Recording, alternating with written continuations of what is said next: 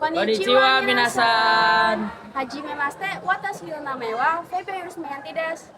Hajime maste, watashi no namae wa Alvin Bagas Wicaksono desu. Watashi no namae wa Depa desu. Watashi no shumi wa spotsu desu. Watashi wa 18 desu. Watashi no sumi wa Ryoko desu. Watashi wa 18 desu.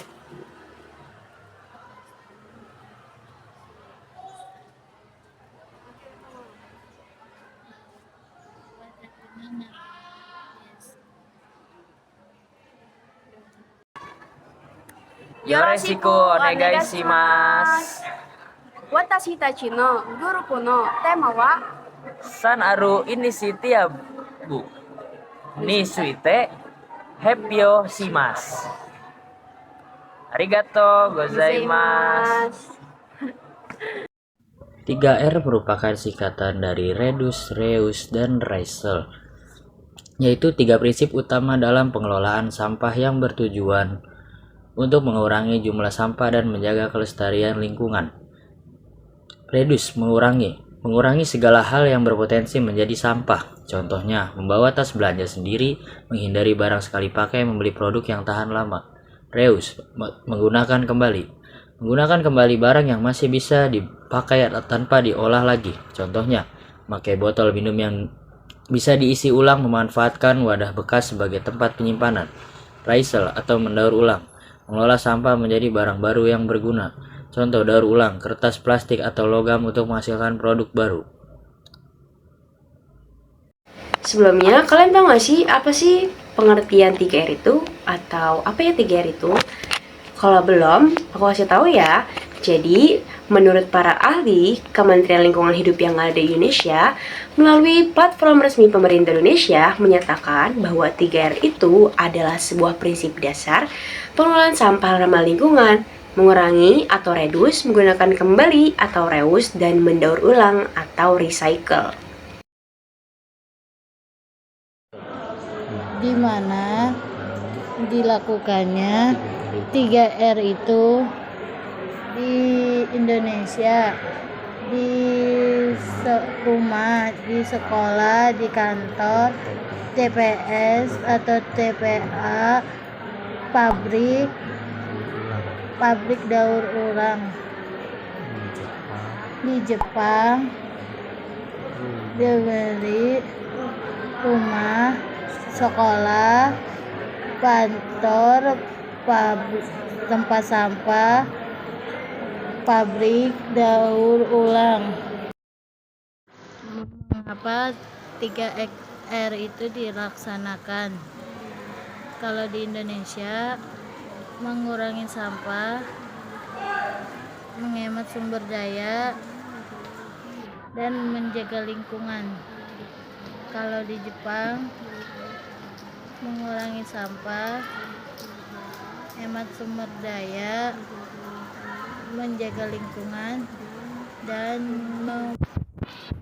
Kira-kira gimana ya proses 3R itu? Bagaimana proses kerjanya? Kalau di Indonesia, yang pertama itu Indonesia bakal memilah sampah terlebih dahulu. Dalam pemilahan sampah ini, Indonesia bakal memilih barang mana yang masih layak dipakai atau barang mana yang tidak layak dipakai. Untuk barang yang tidak layak dipakai, nantinya akan didaur ulang. Dan di Indonesia, setelah melakukan semua itu, Indonesia bakal mengedukasi dan juga berkampanye ke masyarakat agar masyarakat menggunakan dan menerapkan 3R ini.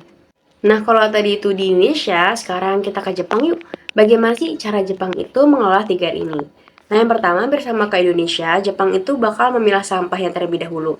Seperti sampah yang bisa dibakar atau morigomi, sampah yang tidak bisa dibakar atau monaigomi, juga sampah plastik seperti parasutiku ataupun sampah botol plastik.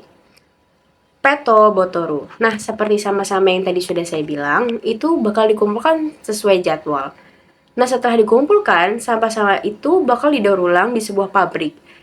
Juga di Jepang itu ada namanya kampanye dan juga edukasi untuk masyarakatnya, atau dalam bahasa Jepangnya Kyoku to Kyampeng.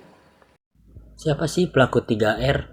Lalu 3R di Indonesia itu ada pemerintah, Kementerian Lingkungan Hidup dan Kehutanan atau KLHK, pemerintah daerah seperti DKI Jakarta, Bandung, Surabaya, dan lain-lain. Mereka membuat aturan program bank sampah, TPS 3R dan kampanye pengurangan sampah. Yang di sekolah ada program Adiwiyata, kegiatan pemilihan sampah daur ulang dan piket kebersihan atau pilih-pilih. Yang ketiga, masyarakat, RT atau RW yang membuat program kebersihan, komposting, dan pemilihan sampah rumahan. Yang keempat ada bank sampah induk atau bank sampah desa. Mengelola sampah anorganik yang bisa dijual atau didaur ulang. Dan kelima, komunitas lingkungan, Gerakan Indonesia Diet Kantong Plastik, Lindungi Hutan, Wastaceng, perusahaan pengelola sampah berkelanjutan. Yang keenam, industri dan perusahaan, program Extended Producer Responsibility atau IPR oleh produsen seperti Aqua, Danone, Unilever, dan lain sebagainya. Mereka mengumpulkan dan mendaur ulang kemasan produk. Nah, yang di Jepang, ada pemerintah Jepang, Kementerian Lingkungan Jepang, pemerintah kota seperti Tokyo, Osaka, atau Kyoto. Mereka punya sistem pemilihan ketat dan jadwal pengangkutan sampah. Yang kedua di sekolah, yang disebut budaya Gakko Soji, murid yang membersihkan sekolah sendiri. Edukasi 3R sejak SD, termasuk pemilihan sampah yang sangat detail. Yang ketiga, masyarakat atau warga, pemilihan sangat ketat. Burnable, PET, botol, can, glass, dan lain sebagainya. Warga wajib mengikuti aturan pemilihan. Jika salah sampah, tidak akan diambil. Yang keempat, perusahaan, industri teknologi daur ulang yang sangat maju. Contohnya pabrik daur ulang Panasonic mempunyai sistem EcoTown di beberapa kota yang mengelola limbah mengolah limbah menjadi energi dan material baru. Yang kelima, komunitas lingkungan, kelompok relawan lokal atau disebut Machi Zukuri yang sering membersihkan taman, sungai, dan area umum. Yang keenam, produsen produk. Setiap produsen diwajibkan mendaur ulang produk tertentu seperti elektronik, mobil, dan kemasan. Kapan ya kita bisa melakukan 3R itu? Dan hari apa aja ya? Nah, kalau di Indonesia itu 3R untuk sampah yang bisa dibakar itu bisa dilakukan 2-3 kali dalam seminggu. Dan sampah yang tidak bisa dibakar itu bakal dilakukan setiap 1 kali dalam 2 minggu. Sampah plastik itu biasanya dilakukan sampai 1 atau 2 kali dalam seminggu. Sedangkan di Jepang, sampah marugumi atau sampah yang bisa dibakar itu 2-3 kali dalam seminggu. Untuk sampah yang tidak bisa dibakar, itu mereka hanya melakukan 1 kali dalam 2 minggu. Dan sampah plastik mereka melakukan 1-2 kali dalam seminggu. Sebenarnya hampir sama ya kayak Indonesia. Analisis 3R menurut beberapa sumber. Menurut KLHK, penerapan 3R di Indonesia masih belum optimal karena fasilitas belum merata dan kebiasaan memilah sampah masih rendah. Indonesia juga masih bergantung pada TPA sebagai tempat pembuangan akhir. Dan menurut MOE Jepang, 3R sudah menjadi budaya di Jepang dengan pemilihan sampah yang ketat dan teratur. Jepang juga memiliki teknologi daur ulang yang sangat maju. Program 3R ini pasti mempunyai kelebihan dan juga kekurangan. Nah, untuk kekurangan itu, di Indonesia, yang pertama itu pemilahan budaya sampah di Indonesia itu masih belum kuat. Jadi, banyak banget masyarakat Indonesia yang belum terbiasa memilah sampah anorganik, organik, bahkan sampah daur ulang pun. Juga, kesadaran masyarakat Indonesia itu sendiri masih rendah, sehingga pelaksanaan 3R ini masih belum optimal. Dan yang kedua, fasilitas 3R ini masih belum merata. TPS 3R, bank sampah, dan fasilitas daur ulang itu hanya tersedia di kota-kota besar doang dan kota-kota pusat. Dan daerah terpencil seringkali tidak memiliki sarana pendukung. Dan yang ketiga, yang sering banget yang kita lihat dan kita temui juga, kita masih bergantung pada TPA atau tempat pembuangan akhir.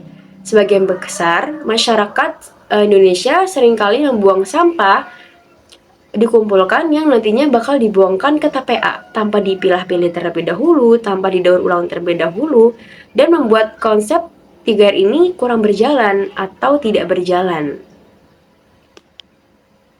Di Jepang juga ada loh kekurangan 3R ini.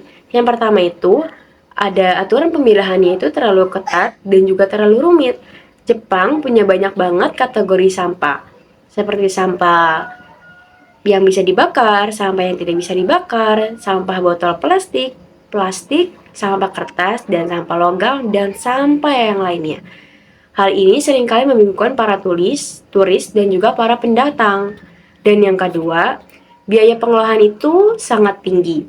Teknologi daur ulang dan fasilitas modern memerlukan biaya yang sangat besar, sehingga pemerintah daerah harus mengalokasikan dana besar untuk pengolahan sampah ini. Dan yang terakhir, kurang fleksibel. Jadi kadang tuh di Jepang, kalau misalnya kita tidak tepat atau salah memilah sampahnya, sampah yang kita pengen kasih tuh nggak bakal diambil.